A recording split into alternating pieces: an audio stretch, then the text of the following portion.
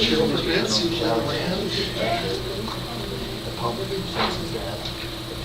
I'm District Secretary Nicole Gisali. It is Tuesday, June 7th, 2016, and this is a regular meeting of the Dublin San Ramon Services District Board of Directors. Presiding this evening is President Pat Howard. Meeting in order, would you please join me in the pledge? I pledge allegiance to the flag of the United States of America and to the republic for which it stands, one nation, under God, indivisible, with liberty and justice for all. Thank you. Roll call, please. Director Forte. Here. Director Mishloff. Director Peter Leopold. Here. Vice President Hogan. Here. President Howard. Here. Okay, special announcements. Yes, we have a visitor science fair recipient, and Sue Stevenson will introduce that. You may recognize Arshia Mehta. She was here last year. So this is her second time. She's improving upon this affordable water filter system. She's going to tell us about it. She won third place in the junior division, $200 prize. Nice. Her teacher, Kent Heckenlively, is not here tonight, but he also is receiving a $100 check for being a teacher that hopefully encourages children to participate in the science fairs. So, Arshia, come up and tell us about your project. And stand. Thank you.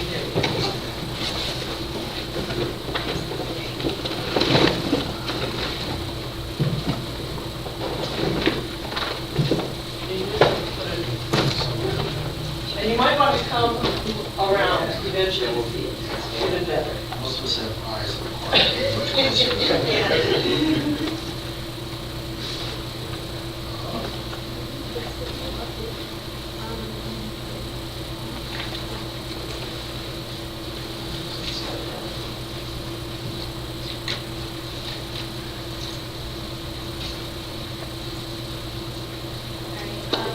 Hi, I'm Arshia, and for my science fair project, I decided to explore a low-cost, portable, micro-persistent water filtration system powered by solar radiation. So the entire theory that I was trying to prove throughout my experimentation is that pasteurization of water, which is 75 degrees Celsius, is a much more efficient temperature than boiling point, which is 100 degrees Celsius. And the reason why I was conducting this research was because I felt that pasteurization is much more environmentally friendly than boiling point, because by using pasteurization and by having a temperature which can heat water and kill all the bacteria in the water as well as boiling point can, you can save a lot of fuel and you can save the environment also, because in developing countries, which is where I'm aiming my product towards, there's a lot of boiling water over open fires, and open fires ruin the environment. So that's why I was exploring this project. So I wanted to prove that pasteurization is just as effective, if not more effective, than boiling point. And I wanted to use solar radiation in this project because in developing countries, in most developing countries, there is so much solar radiation which is abundant in these countries. So I wanted to put this to use and make it even more environmentally friendly. So I created 3 prototypes. And they all focus on 3 different points of establishing my final prototype. So this is the pack. This focused more on simplicity. It took me 2 minutes to create. It cost 10 cents. It's very simple at the ideal cost of my prototype. And it takes 12 hours for water to heat to pasteurization temperature. It can hold 1 to 2 gallons of water. This is the pillow. The pillow focuses more on quantity.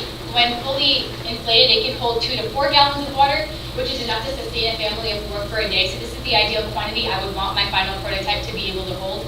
This also takes 12 hours for water to heat to pasteurization temperature. And this is the pack. This is my most favorite design because it focuses on insulation. So it's created out of a layer of black plastic, a layer of blue foam, and another layer of black plastic. And on the other side, a layer of clear plastic, a layer of bubble wrap, and another layer of clear plastic. And when water is inside the pack, around 2 gallons, and it's left this side up in the sun, it heats water to pasteurization temperature in 4 to 5 hours, which I thought was very efficient compared to the other 2 designs. So that's why through some little tests which I conducted with these 3 prototypes, I decided to conduct all my further research with the pack, because that was the design I was thinking of manufacturing in the future, or something along those lines. And in addition to those solar purifying models, I also created a filter which you may find familiar from last year. This is an extension of my last year's project, actually, Last year I focused more on sediment filter, but this year I focused on eliminating microbes and bacteria out of water. So the filter is created out of very earth and very basic materials, which will be available to developing countries: activated carbon, fine mesh sand, thick grain sand, and gravel with a sponge. And it basically filters out any sediment in water, because in developing countries, not only is there bacteria in water, but there's also plenty of sediment in water. So that would also have to be filtered out in order to purify the water completely. And so I conducted my tests keeping two branches in mind, which are actual qualities of the water as well as pathogen and bacteria in the water. And so I tested over there, you can see the results, for different types of qualities. For example, alkalinity, pH, nitrate, nitrite, copper, iron, and a bunch of other types of qualities. And over there, so the rightmost bar is always the original sample. So the original sample is the impure sample. The middle bar is always my purified water, and the last bar is what ideal water should have. And I got this measure off the internet, like what ideal drinking water should have. And as you can see, the water that I have purified in the ideal sample is exactly the same, because I've tested this using a test kit that I found at my local hardware store for drinking water. And this basically proved that the water had the exact amount of pH and nitrate and nitrite and all the qualities which drinking water would need to have. But it's really easy to eliminate these qualities out of water, which is why I also wanted to research about microbes and how to eliminate pathogen and bacteria from water.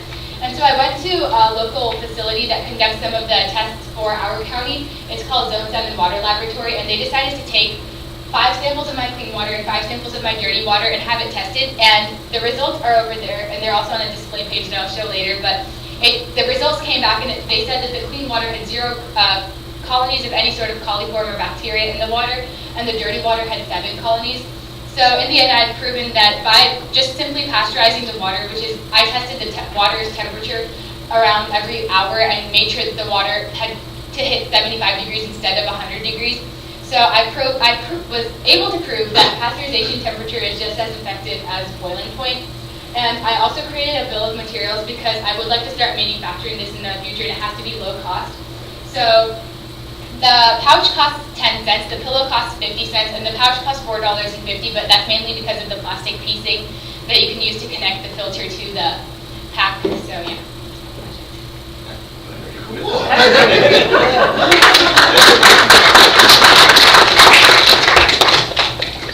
So when is the IPO?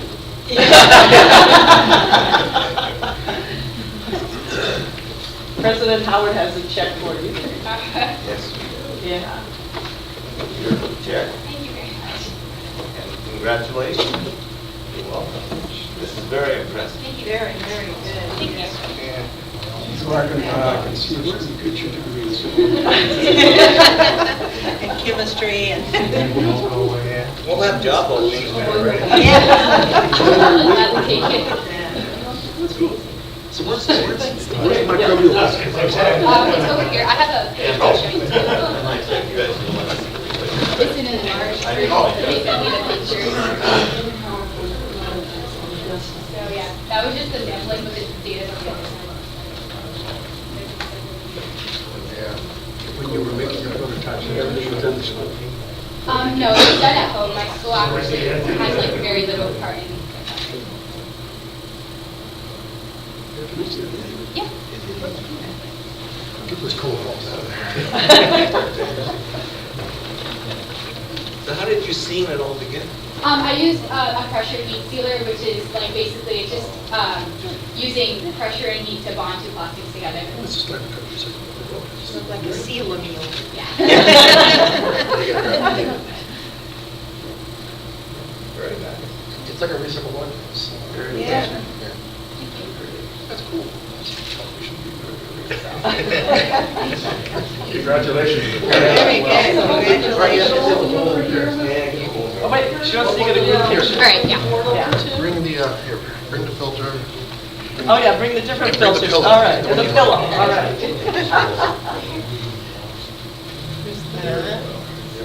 Forward. Center.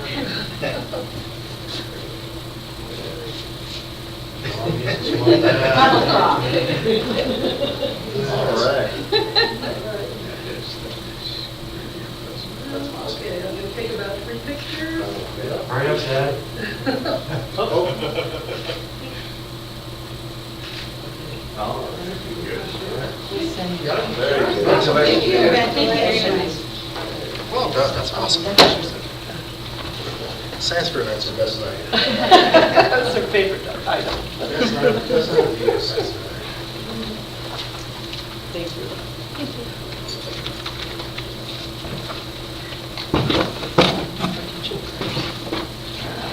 We're in public announcements. Any other public announcements?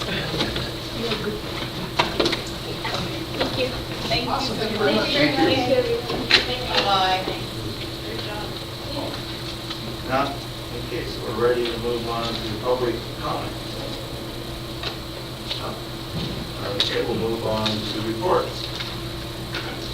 Okay, we have some events coming up.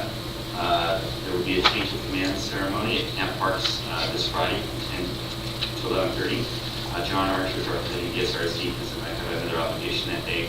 If you are interested in attending the change of command ceremony, contact the exec section, Louise or Nicole, to get RSVP and get to that event if you'd like to appear.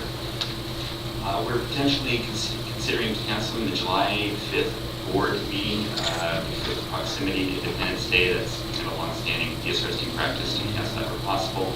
The agenda was going to be light in the event, and without too much drama, we would be able to move some of the items, either accelerating them or delaying them. So unless something comes up or the board has a need, I'll apply to canceling the July 5th board meeting unless there's any concerns. Regarding some correspondence you received last week, the board received a draft report from the cost grand jury talking about the recycled water program. Actually, the directors received it, staff did not, so I heard about the report from you folks.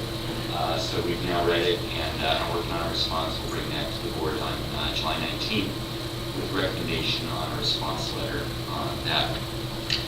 You have some correspondence from Director Patty Michelov, who is off this evening, and actually I'd like an opportunity to read that letter into the record when it comes to board agenda item 8A, consent calendar to that matter. We also have some correspondence on a Tips for Change event. This is a fundraiser for Valley Children's Museum, and you received that. And then another event to announce, early heads up, is the Central Costa Sanitary District is scheduling their 70th anniversary celebration, and that is July 16th, I believe. It's a Saturday event that runs from 10 to 2. It's kind of an open house celebratory thing for our sister agency up in Martinez.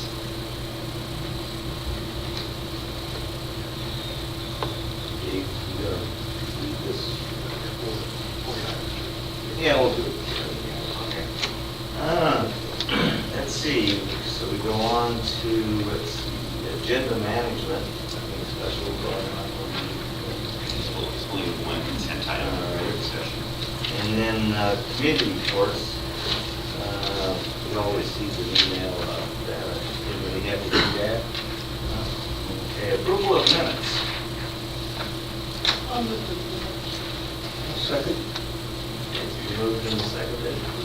Modification. All those in favor? Aye. Opposed? And that carries 4-0. Consent calendar, and we will pull item 8A, and so is there a motion on B and C? Or do you want to pull B and C? I'll make a motion to approve A, B, and C as presented. I'll second. Okay, all those in favor? Aye. Aye. We have item 8A. And we have the message that you see. This is correspondence from Director Matty Michelov, who was out this evening. This is the board of directors email. It says, hello. I do hope that you have been having a wonderful weekend, as I cannot be at the board meeting this coming Tuesday. I would like to share my stand on agenda item 8A. Please know and acknowledge that I am in favor of the resolution for election consolidation. My personal preference is to run for a full term 4-year director position in November. My thanks, Matty. I'll move the item. I'll second. Okay. No further discussions. All in favor? Aye. Opposed? None. So that carries 4-0. And so now we'll move on to item 9A.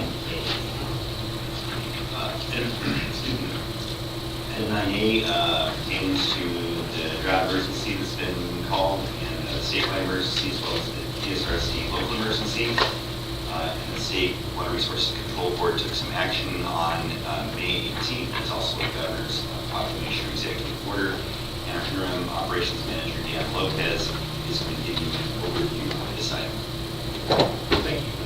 President Howard, members of the board, tonight I'd like to present the Water Board's adjustments to the emergency conservation regulations. Some of the points I'd like to make is that it keeps in place some of the restrictions on water use and makes changes to a conservation approach from a statewide percentage to a local supply-based approach. And then I'd like to also go over our options for discussion and next steps.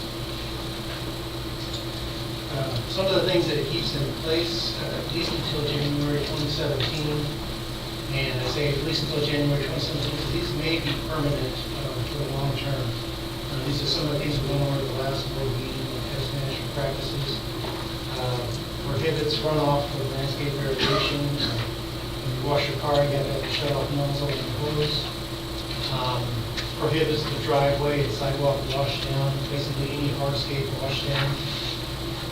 Requires, prohibits non-recirculating decorative water features on the water fountain, water. Prohibits application of potable water for landscapes, then maybe 48 hours and years of rainfall. And it keeps in place this restriction we currently have, which is you can't serve drinking water and restaurants or drinking solutions, unless upon request. The changes to the approach in conservation from the statewide percentage, which we currently have reported on to the local supply-based approach. So we currently have a mandatory 12% conservation approach. This new regulation requires us to look at our water usage from the 2013-2014 year, compare that with what we can get from our suppliers on the 7 to meet that demand, and then assuming 3 more dry years. So we take what used in 13 and 14 and what they can supply us over the next 3 years, and then look at the difference between those two. If they can't supply us enough water, then there will be conservation. But if they can meet all our needs, then there's no mandatory conservation. And Zone 7 is going to have a staff report on this that's going to become publicly available to children. And from this, we can make our final recommendations on what we need to do for the district. The options for discussion, we need to look at our current declaration, we need to rescind that, and if we need to modify our current ordinances based on these new restrictions. So we currently have 338, which are water use limitation ordinance, and 337, which is our water shortage enforcement ordinance. Those we need to look at, modify them, or maybe we don't need to do anything with them, maybe we'll wait until the drought. Another thing we need to look at is because there are new restrictions on how we're going to enforce those new restrictions. Another thing to look at is we want to continue, discontinue, or modify some of the other things we have here in the district, like enhanced rebates, or bond conversions, high water use, high efficiency water appliances, irrigation control your schools, pool and spa projects. And then lastly, we need to take a look at recycled water fill stations, both the commercial and the residential. So our next steps on this is going to be to review the Zone 7 information that's going to come out in a few days.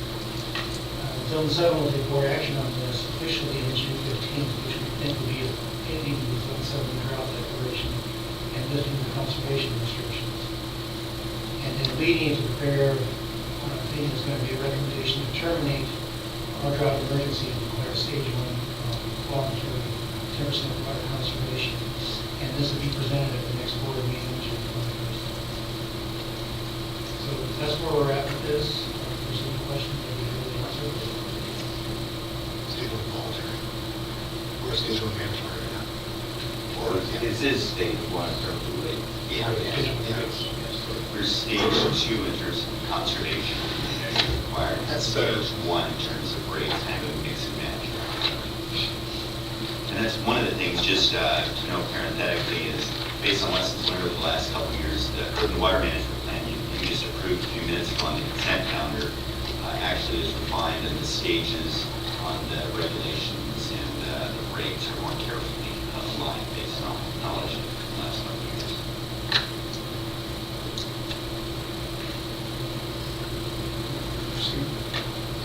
Yeah, this makes me a bit nervous, but, you know, it's funny, I thought the governor overstepped his bounds when he did what he did, go statewide. Now, I've gotten somewhat comfortable with it, somewhat peeved that certain water districts who just didn't want to conserve anything, you know, prevailed in this one. Personally, I'm nervous that we'll lose momentum on some really good initiatives we're working on valley-wide. And unfortunately, we're going to take 5 or 6 years to pull off, and we pull back into some new normal that doesn't support that. And I think we're all going to be careful just to keep forging ahead. We're going to have another one of these. We won't get any more. The only was not the last. Yeah, I get nervous too. It's perceived fast. Well, and then the other reality in the room is we're not going to, even though it doesn't make any economic sense for the water distribution stations are going to have to stay for at least this year. Otherwise, people are going to storm the castle. Absolutely. And I'm going to be in line number 1. What, just storm the castle? So that don't make sense. I don't care. It's actually, you know, This is a customer service. It's Not a- everything can be measured in dollars well, and cents. this one's easy. It's an environmental net harm because the fuel used in the wear and tear of the vehicles, all these are going to cubes around the district. Is worse than the water. Yeah, so we have pipes. I can quantify that. Actually, President Howard and I will do a spreadsheet. Which I will not read. Make it mandatory. Yeah. Anyway, what's the direction, I guess, is Yeah. forcing it to continue on, and we'll see what happens come each day. One of the things that I want to mention, if I may, is that we had these ordinances as opposed to moving some of the water restrictions into the code because they were driven by the drought. And so as a result of where the governor is going, where the state board is going, it's likely we may want to consider putting them into the code when the dust settles and we know exactly what's happening. So that's just a thought. But right now, they still sunset. Yes. Right now, they still, right, so Exactly. So be ready it's for it. premature at this point to do that, but if they are going to become in fact permanent as opposed to permanent until the end of the year, which is not really permanent, then that would be an approach that probably would make sense as opposed to having it in the ordinance that's time limited for condition. That's all.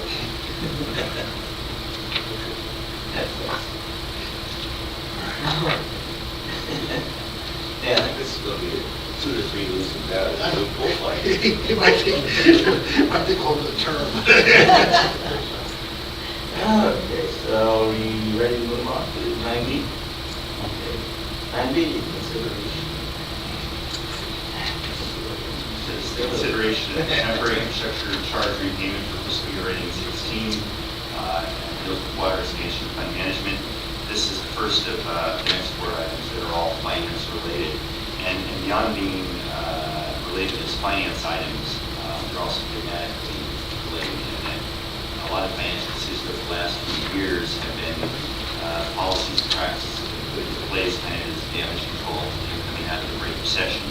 And now we're at the point of a little bit of financial success, a little wind at our backs, and we now have a chance to look more long-term and early steps now with the trajectory, and how do we have sustainable long-term financial policies. And a couple of these modifications of policies to look a little more long-term, and a couple of cases actions are proposed within the context of some long-term financial impacts as far as years. So John Archer will take the report on this item and the following 3 items. So the first item we have in front of us is an annual review of everybody would probably understand it as the tip repayment evaluation, but it is a board policy for the water expansion fund management, which lays out all the priorities of that fund. Because some of the good news is we're starting off with almost $16 million of working capital in the fund, which is good, which is the result of the connections that have been coming in. Maybe some key points on these funds is about $3 million a year right now on debt payments. that do come out of it, so keep that in the back of our mind. In these scenarios, we've laid in potential future debt of about 20 million, and that's only in the extent that we did it for cash flow analysis. Any discussion of future real debt would come back to you for discussion. And they relate to projects under expansion of the recycled water system and IPR. But we kind of use it to balance out, otherwise all the cash goes away pretty quick. And I think Dan and I were talking, in looking at that, we do have other opportunities to evaluate some of these projects. Yeah, I was just going to say on the timing of the projects, and the timing of these projects affects our recommendation on the temporary infrastructure charge to TIP. And for this project, in the near term, it's going to be the phase 2 expansion of our recycled water project, the River project. And that's an overall project that's over $15 million, and our portion of that is pretty high. So while we have a big fund balance, we can draw it down pretty quickly for the next couple of years. So that's a project we have in a year and a half. The other project is a global reuse project, and the exact timing of that is unclear. Certainly do a joint feasibility study here in the Tri-Valley that's going to kick off here in the next 6 weeks. And potentially we can do an environmental review and some initial preliminary design work in the best case a couple of years, maybe in 5, 6, 7 years we can have a project going. So it's an intermediate term project, and that's going to be many, many millions of dollars. Part of that is funded by the water capacity reserve fee that the board approved here last board meeting. It was funds have to be collected to make that many other funding sources as well. So the policy directs on what the priorities are. And if you look at the chart that I have up, we're starting off pretty high, but then the revenues or the fund balance drops pretty quick there, years 19, 20, 21. And I'll call it the Bert Hall-Check Memorial chart, which is the one that's in your handout, the one with the green and the yellow colors, Bert. That really does a good job of summarizing it. The green are the early years where we have enough money to make payments. We're over our targets. That's 16 and 17. But then we're below the targets in 18, 19, 20, 21, and then 22, and again, after the projects are out of the way, then we're fine. Key thing is the policy memorializes the fact that we have to look at this every year. That was one concern when we had to look at it. The money from the TIC would roll back. Technically, it rolls into the rate stabilization fund, and if the rate stabilization fund has enough, it goes automatically into the replacement fund. So the money going into those funds would be coming into replacement funding probably around the time we're really going to start the 4 or 5 years. We're still evaluating that at this point. So the bad news is we're not recommending a payment at this point in time. The good news is the funds will be there long term. And I think key is that you've asked this and several other policies will call for staff to bring this forward to the board each year. So following the policy, it says not to go forward with a payment at this time. Any questions on the calculations, the charts, and The big CIP spike in 19 is 0 2? Yeah, that's the main project. What's the big connection between the capacity reserve fee spike in 2022? There was some heavy, That's we great. laid out the details, some heavy. That's real or semi-real or that's? It's the estimate. Stan does the detail of all the projects and when they're coming in. And it looks like there's a projection of 1,100 plus connections there. And we're going to do this again next year about this time, right? Yeah, I mean, we'll be come back for the next 10-year CIP, so we'll be going through this whole process. The reason I asked is, depending on how November plays out, the city politics may be changing, which means we need to get in a pretty serious rush to counter on some of them. I can see projects accelerating, trying to get out from under some city growth politics. So this curve may change a lot, it may change beneficially in the near term. And then, of course, the flip side of that, it's always a two-sided coin. Or they may slightly. And there'll be, well, even if that happens, then a certain infrastructure, like a couple water seats you have to build. Quickly. The need for that will be accelerated, so you can't really get way far ahead in this kind of program. No, I guess caution is the change is coming, so I'm not sure which way. Well, that was, I think, the wisdom in setting the policy was to look at it every year. If you remember last year, we did the same thing. I know Bert and I said, hey, why don't you look at, and then we got it, but we got these projects coming right behind it. So the idea was look at them, the CIP will be evaluated again, along with the updates.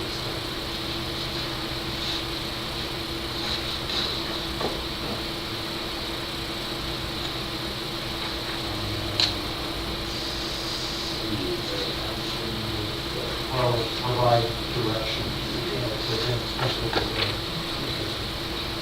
I think the dollar. I'm going to be impressed with the depth of your analysis. Well, that one chart was a good chart. I know. It took a while to figure out how to make it work, too. This is one of the ones you saved, right? Yes. Okay, so we're ready to move on. I guess the message in E is more than and so now we move on to C.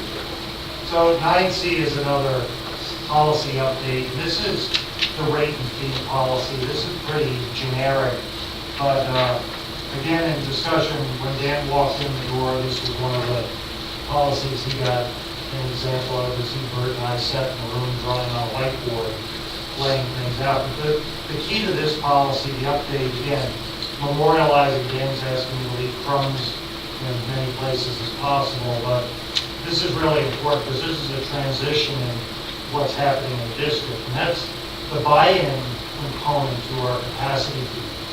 Has worked very well in the district. You can see in some of the charts that are included in there, there's substantial money to the fund. However, we can't wait until build-out to start implementing the rates to replace those capacity fees. The rates you have a quizzical look, we don't wait until they stop and then say, now the rates have to go up 10, 15%. So what we're doing is changing the policy to say, consider it over the 10-year planning window. So the best example I have, or the easiest example, is the local connection system. It's furthest on its development, but it looks like a big number because it's a big portion of the funding for the replacement fund. But if you do it over 10 years, you're talking about maybe 2 to 3% a year. And your policy calls for gradual approaches to raising rates. And I think this will just memorialize that buy-in component and say it needs to be considered. It needs to be considered as it's eliminated over time. So it doesn't require specific action as to the rate itself, but it says consider. And that's the only change really in the policy itself. So if there's any questions.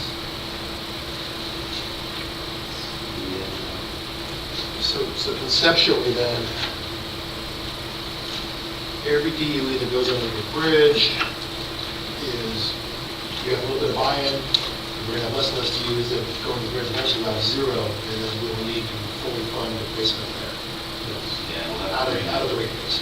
And that's something where, over the next 2 or 3 years, the board will provide a financial model on how to kind of smoothly absorb that shock. So in practical terms, then you're just going to shift, it would be gradually turn the dial on the rate base for replacement. Exactly. And I think one of the ones we'll talk about is two items on looking at the rates. I think local, we could probably start looking at it, laying it out, or you would say, would you consider these as part of an overall rate plan? Remember, rate plans are set, can be set over time. It doesn't have to be a single action. It's kind of, in the past, capacity, but we can also do rates. Rate study is another year. Yeah, I'll be talking about that in a bit. The regional will be the next one. Yeah, regional and local, and they go hand in hand for the region. That's actually covered, we'll talk about the time of that in 19. So let's see, 9C asks for a resolution. Yeah, it's just the shared policy. Move that the adopt by resolution, the advisory policies, policy reconsider resolution 38. And I'll second. Moved and seconded. Any other discussion? All those in favor? Aye. Opposed? None. 4-0. Move on to 9D. 9D is another policy update. This one, very simple. This is phrase we've used, and I think we've seen it in the Finance Committee in a little more detail in the past year. This is the water is water policy, so that the water fund has recycled and potable water. And I think it served the district very well over time, and we're not proposing any changes to this policy. But I think this will serve us on indirect potable, and everything that we do about potable.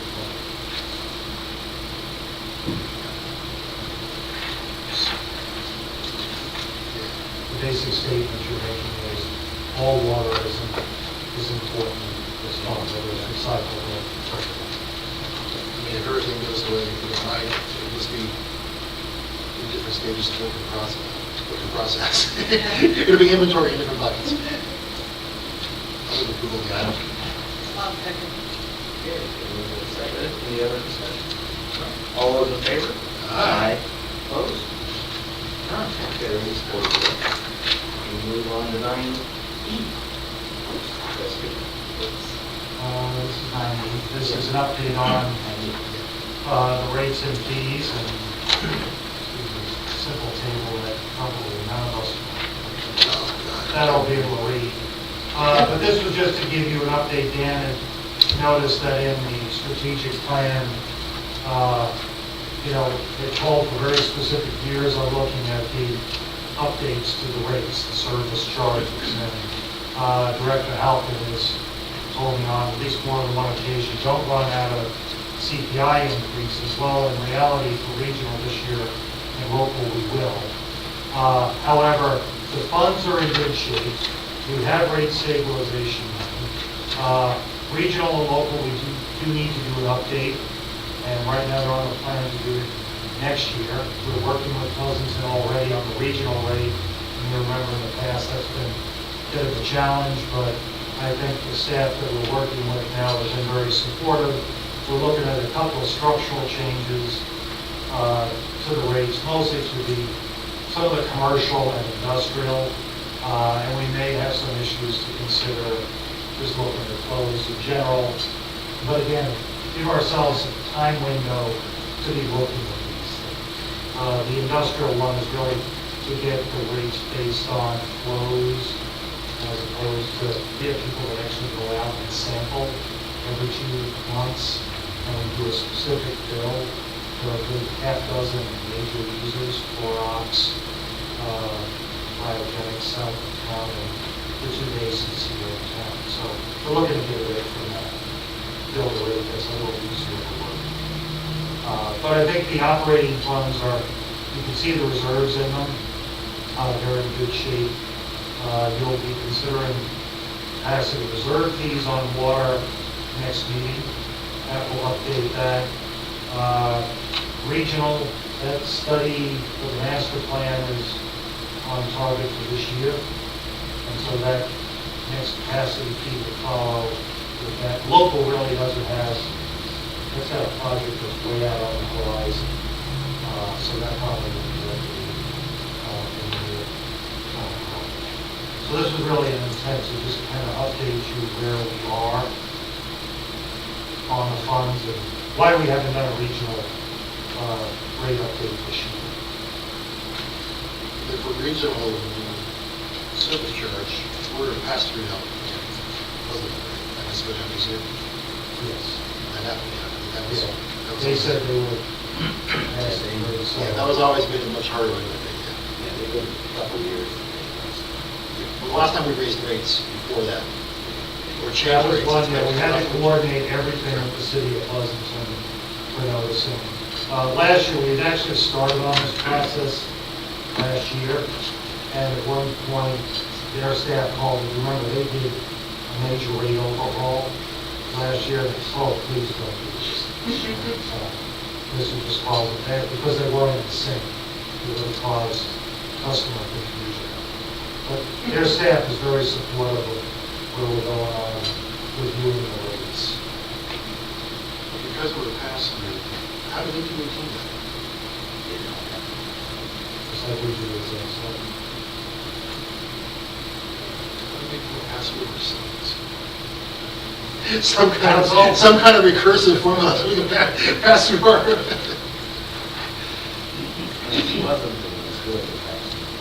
He's asking for his own sentence. I need to get a clever lawyer to figure out how we can... Two-stage wholesale approach. Exactly. We retail from... We need a wholly owned subsidiary that can then... Financing corporation. Awesome. Yeah, there's no action.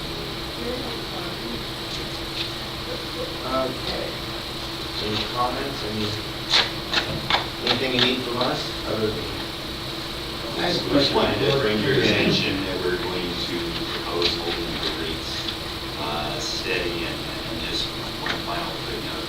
The policy we affirmed just a little earlier on the rates actually says, so if you can see your targets, and if your revenues compared to their costs are in an upward trend, actually we'll see a decrease in rates, but we're not proposing that, just hold them level, because there are growing renewal replacement costs coming up, and making sure we take a comprehensive look at this next year. The bullet point under regional rates, you mentioned that the staff is currently completing their evaluation of the asset management. How close are you? We are farther along than I thought we were going to be at this point, so we have a pretty good handle on a preliminary asset model for the regional plan. It needs a lot of refinement. Actually, the strategic plan didn't call for it to be finished for about another year and a half or 2 years, but we're going to have a preliminary asset model ready this fall, right after the plant master plan is done, and we'll begin to bring that information to you probably early next year. The model we refined in years ahead, so the preliminary asset replacement model is a very basic, simple way of looking at it. It's the most conservative way of looking at it. We save the most with the cost we expect to be, and then we'll work on curbing the cost curve on that, bending it, and contributing. The numbers that you finance kind of hard. I was very happy with the preliminary.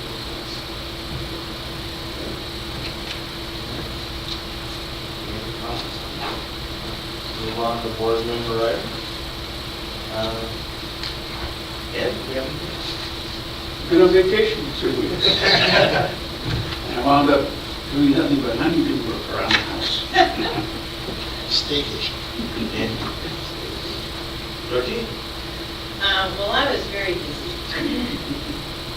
I went to the ribbon cutting for the Pleasanton recycled water delivery, and it was similar to ours in that they have a ribbon and a valve to turn, which they did, with all of, they had a couple of dignitaries there, someone from the Regional Water Quality Control Board and someone from EPA, so they let them talk. And Nelson was very kind to introduce everybody that was there. But, it was exciting for them, and I made sure I talked to all the council members and told them how much I appreciated that they were finally doing this, and it was exciting. And of course, in this case now, we're preaching to the choir, the choir that was before is gone. So, but that way it was a nice morning. Earlier that day, I went to the Central Sand briefing. It was kind of interesting to hear the things they're doing and looking at, some of the things we've talked about, trying to share with them. Ironically, they're looking for partners, and I wanted to say, yeah. One of the things that they're thinking about is buying into Los Vaqueros, which of course we talked about and Zone 7's talked about. And so what I found interesting is that in 1946, they were judged to be the worst septic system in California. By 1948, they had 15,000 residents, 50 miles of pipe, and their plant did 4.5 million gallons a day. Now, in contrast, they have 471 residents, 3,000 commercial and industrial customers, 144 square miles, 13 cities, 1,500 miles of pipe, and 19 pump stations. So they're a lot more than we are, but it was a good briefing because I've not ever heard or seen anywhere, because I'm sure their customers get all these little brochures about how big they are and what they're doing and what their budget is and all of that.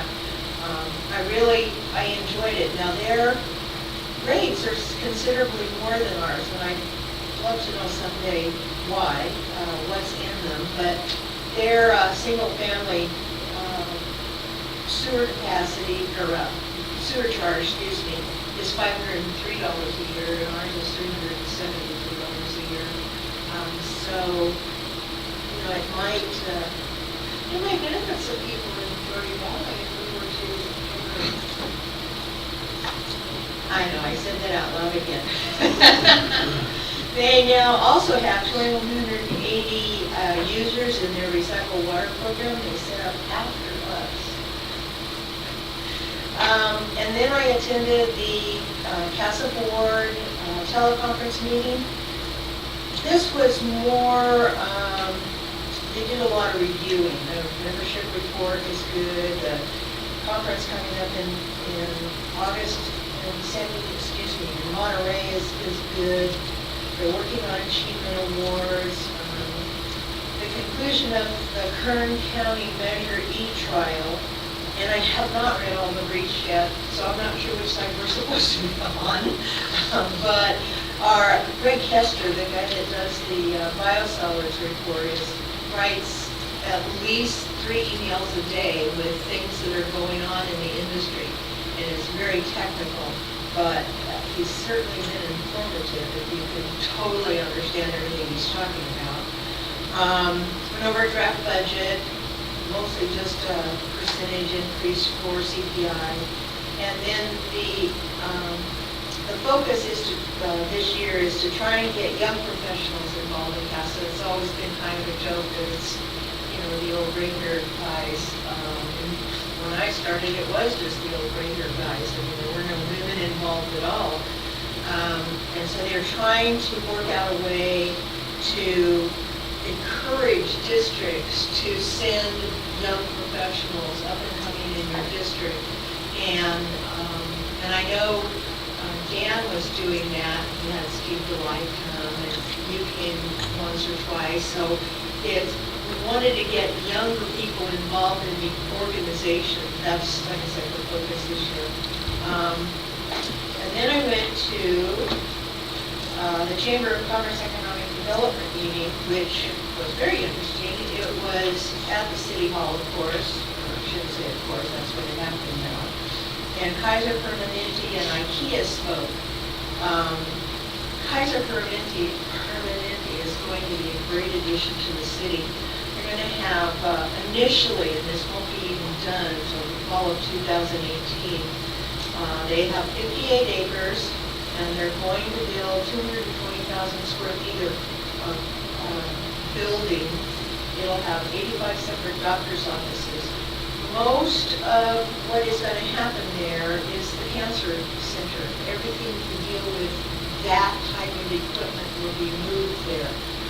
There's also going to be a women's health department, and it's They believe, though, that it will take at least 25 years to completely build out the site because they're not going to build a quote-unquote hospital. They have space for it. I shouldn't say they're not going to build it. They don't know if that will be the way medicine is delivered in the future. The traditional hospitals, as we all know, they're getting away from. They want to do the surgery and send you home. And so the fact that will they need a hospital in the future, except for this cancer care unit, is unknown. But they don't expect build out to be for 25 years. Half of the new employees are going to be new and half are going to be job new. So this will be a boon to the community in terms of new jobs, and they employ 2,500 people. So half of that is, what, 1,200, 1,200? I don't know. And don't ask me to do that in my head. And then the IKEA people spoke. And of course, the first 15 minutes of the presentation was how wonderful it is to work for IKEA.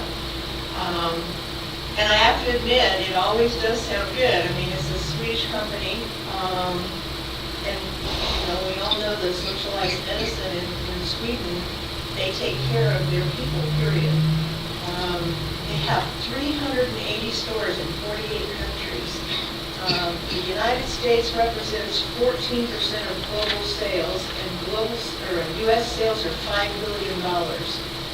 So obviously, they're probably the bigger company in the world. I would say that. He didn't actually say that. They also estimate that only 14% of their customers will come from Dublin. The rest will come from the freeway, which of course, is part of the problem. Well, actually, part of the Well, there's good news definitely for Dublin. You have to be connection use. It's not. I think it's great news for Dublin, mostly because of the sales tax. They're looking at $150,000 in sales tax revenue, which I think you've all heard me say before. The city estimates in 5 years they will be out of revenue to maintain the parks we have. And so we have to generate revenue. And, they've stayed away from trying to have bonds and taxes and all the other things they are able to do. They've stayed away from that, but in the future, who knows? So this is a good thing for the city. I know there's a whole group of residents out there that don't think it is. There's an outreach. The city is putting on an outreach next Monday night at 6 o'clock. Excuse me, this is the city.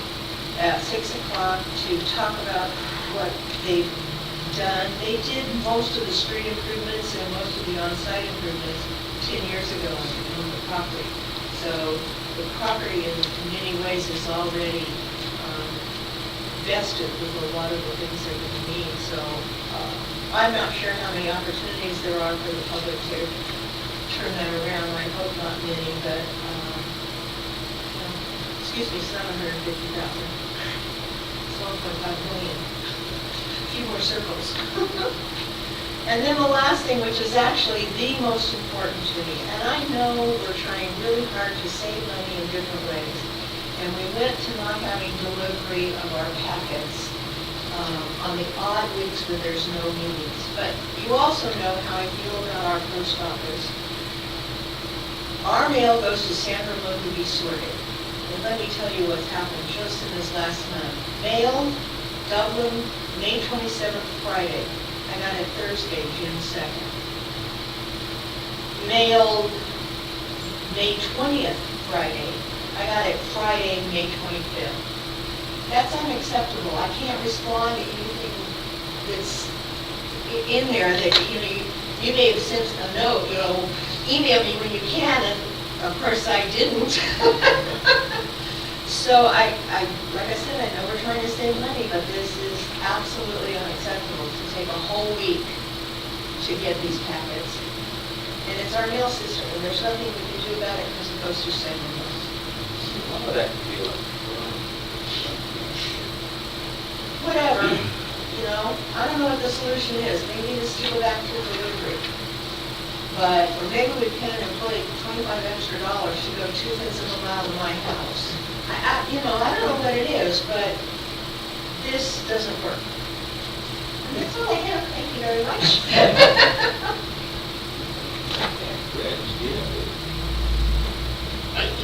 Not hard now, so the sling is off and 5 more weeks of no lifting, but at least, that's not You can bad. raise your hand and you can participate. I'm just, and I thought that was really good, like, do this. Yeah. I got a few more degrees to go. Otherwise, no. Why? To add to board members. So, next item is the closed session, item 11A, general manager. And so I'll read a script that this time the board will be going to closed session as described under agenda item 11. And we anticipate that there will be no report out of closed session, so the recording will now be stopped. If there is any report out of closed session, it'll be at the end of this meeting, and you may contact the district secretary during regular business hours for that information. And thank you for joining our meeting.